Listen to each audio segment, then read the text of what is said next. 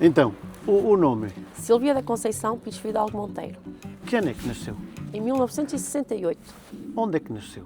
aqui em Duas Igrejas. Em Duas Igrejas. Qual é a sua escolaridade? 12º. 12º ano. Qual é a sua profissão? Neste momento sou auxiliar de idosos, O seu estado civil, já percebi que é Casada. casada, com 2 filhos, com 2 filhos. E a sua residência? Duas aqui em Igrejas. Duas Igrejas. Sempre morou aqui? Não, fui imigrante em França. Há quantos anos já está cá? Já há 29. E o que é que fazia em França? Era empregada de limpeza. Olha, lembra-se da sua mãe cozer pão Sim, lembro. para a família? Era.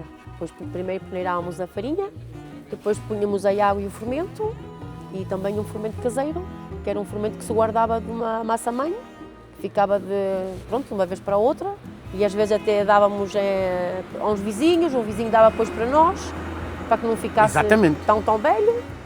Depois deixávamos dormir a massa, depois quando ela acordava, fazíamos as bolinhas à medida que a gente queria, de 1 quilo ou isso, ou de 2, arrojávamos o forno, metíamos o pão a cozer. Quantas fogaças fazia de cada vez, mais ou menos? Nos fornos da minha mãe, se fosse de 2 quilos, acho que era em 9. 9. Sim. 9. E para quanto tempo durava aquele pão? Naquela época não durava muito, porque éramos mais em casa. Mas pelo menos para 5 dias, acho eu. 5 dias, uma semanita, à volta mais disso. ou menos, sim. Sílvia, foi um prazer. Pronto, obrigada. Muito obrigado.